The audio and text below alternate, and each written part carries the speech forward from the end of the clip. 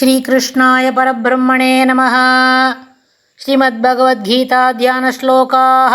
नमोऽस्तु ते व्यासविशालबुद्धे पुल्लारविन्दायतपत्रनेत्र येन त्वया भारततैलपूर्णः प्रज्वालितो ज्ञानमयः प्रदीपः प्रपन्नपारिजाताय स्तोत्रवेत्रैकपाणये ज्ञानमुद्राय कृष्णाय गीतामृतदुहे नमः। सर्वोपनिषदो गावो दोक्ता गोपालनन्दनः पार्थो वत्सत्सुधीर्भोक्ता दुक्तं गीतामृतं महत्। वसुदेवसुतं देवं कंसचाणूरमर्दनं देवकी परमानन्दं कृष्णं वन्दे जगद्गुरुम्. அடுத்தது 7வது அத்தியாயம் ஞான விஞ்ஞான யோகத்தில் 7வது ஸ்லோகம். மத்தः பரதரம் நான்யத் கிஞ்சிதஸ்தி தனஞ்சய மயி சர்வமிதம் ப்ரோதம் சூத்ரே மணிகணானிவ. மத்தः பரதரம் நான்யத் கிஞ்சிதஸ்தி தனஞ்சய மயி சர்வமிதம் ப்ரோதம் சூத்ரே மணிகணானிவ.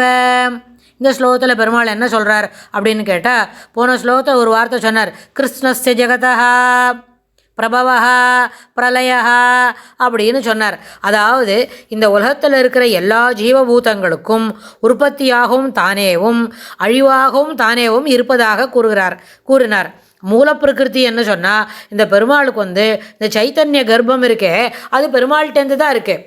பெருமாள் தான் இது எல்லா ஜீவராசிகளையும் உண்டு உமிழ்ந்து படைத்து எல்லாம் பண்ணுறாருன்னு நம்ம ஆழ்வார் கூட அப்படி தான் சொல்கிறார். அதனால் அதுபோல் இருக்கும்பொழுது தனஞ்சய அப்படின்னு அர்ஜுனனை கூப்பிட்டு மத்த பரதரம் நான்யது, இந்த பிருத்திவியில் என்னை காட்டிலும் உயர்ந்தது, ஸ்ரீமன் நாராயணனை காட்டிலும் பரதரம் உயர்ந்தது, அந்நியது வேறு கிஞ்சித்து ஒரு சிறிதும் நாஸ்தி இல்லவே இல்லை.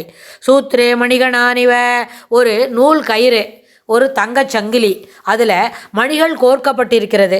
நூல் அப்படின்னு வச்சுக்கலாம். ஒரு சாதாரண சரடு, அந்த சரடில் மணிகணானிவ, மணிகணம் மணி நிறைகள், அதாவது சின்ன சின்ன மணி, அது தங்கத்தில் இருக்கிற மணி, முத்தில் இருக்கிற மணி, பவளத்தில் இருக்கிற மணி, ஏதாவது வித்தியாசமான நிறங்களை கொண்ட மணிகளாக இருந்தாலும் இவை போல இதம் சர்வம் இது எல்லாம் மயி என்னிடத்தில் புரோக்தம் கோர்க்கப்பட்டுள்ளது.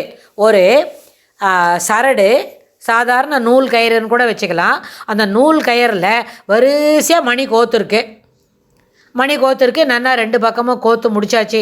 ஒரு 50 மணி இருக்குது, இல்லை 100 மணி இருக்குது, இல்லை 500 மணி கூட இருக்குது. அந்த மணியை கோத்துட்டு அது 2 பக்கத்தையும் முடித்து ஒரு டேபிள் மேலே வைக்கிறோம் அப்படின்னா அது உள்ளுக்குள்ளே இருக்கிற நூல் நம்மளுக்கு தெரியுமா? நூல் பார்க்க மாட்டோம். அழகான மணி, சிறப்பான வர்ண கலர் இருக்கு இல்லையா, முத்துன்னா வெளுப்பாக இருக்கும், பவழம் ரெட்டு கலரில் சிகப்பு கலரில் இருக்கும், அப்புறம் தங்கத்தில் ஒரு மணி இருந்தால் அது பொன் கலரில் இருக்கும். அப்படின்னா இந்த வெள்ளை சிகப்பு ஒரு தங்கத்தில் இருக்கிறது, அப்புறம் இன்னும் ஒரு பச்சை மணி, அப்படிலாம் இருந்து எல்லா மணியை கலர் வித்தியாசமான வர்ணங்களில் கொடுக்கப்பட்டிருக்கிற மணிகளாக இருந்தாலும் அந்த மணி நிறைகளை ஒரு சரடில் கோர்க்கப்பட்ட பொழுது அது உள்ளுக்குள்ளே இருக்கிற அந்த நூல் எப்படி வெளியில் தெரியாதோ அதுபோல் இந்த உலகத்தில் இருக்கிற சகல ஜீவராசிகளும் சகல அசையும் பொருள்களும் அசையாத பொருள்களும் தன்னிடத்திலேயே கோர்க்கப்பட்டுள்ளது. இந்த பகவத்கீதைக்கே பெருமாள் சொல்லக்கூடிய ஒரு முக்கியமான கருத்து, எல்லாரும் மனசில் இது வாங்கினுட்டா போட்டி பொறாமை எதுவுமே இல்லை. அந்த ஒரு மணியில் சரட்டில் இருக்கிற மணிக்கு எது உயர்ந்தது எது தாழ்ந்தது எதான உண்டா? கிடையாது. எல்லா மணியும் அந்த சரடில் கோர்க்கப்பட்டிருக்குது. ஆனால் அந்த மணியில் கோர்த்திருக்கும் பொழுது மணி தான் வித்தியாசமான வர்ணங்களில் இல்லை ஒரே நிறத்தில் நம்மளுக்கு தெரியுமே தவிர அது உள்ளுக்குள்ளே இருக்கிற அந்த நூல் நம்மளுக்கு தெரியாது இல்லையா? அதுபோல் எல்லா ஜீவபூதங்களுக்கும் அந்தர்யாமியாகவும் அதற்குள்ளே நின்று இயக்குபவனாகவும் தானே இருப்பதாக பெருமாள் இது அறிந்துகொள் அப்படின்னு பெருமாள் சொல்கிறார் அர்ஜுனனுக்கு. அதாவது இந்த மூலப்பிரகிருத்தியாக இருக்கிற அந்த சைத்தன்ய கர்ப்பம் இருக்கே, அந்த மகா பிரகிருதி அதுவே தான் பெருமாள் அங்கே 14வது அத்தியாயத்தில் குணத்திரை விபாக யோகத்தில் படிக்கும்பொழுது அதை சொல்லி கொடுத்தார். அதாவது இது எப்படி இருக்குன்னு கேட்டால், ஒரு அவதூத உபனிஷத்து என்ன சொல்லும், ஏன சர்வமிதம் புரோக்தம் சூத்ரே மணிகணானிவ தத் சூத்திரம் தாரயேத் யோகி யோகவித் பிராமணோயதி.